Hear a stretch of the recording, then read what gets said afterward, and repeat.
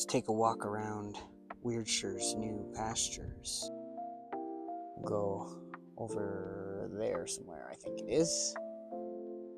I'm not sure how well you can see them, but those ponderosas over there, not on this property unfortunately, but let's go get a closer look, yeah? It's on the other side of the this arroyo. Goes down, out, and around, and then back over. My cabin is back there beyond the trees. You can see I'm on the other side of the first arroyo, and then there's the other one behind me. Yep, pretty sure it's a little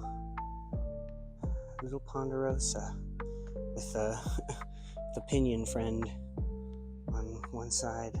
So he's got this little pinion right in next to it. Pretty decent size. He's probably 12 feet or so tall. 12, 13 feet. I'm gonna sit here for a little bit, meditate, do some breathing, and then, go prep for D&D.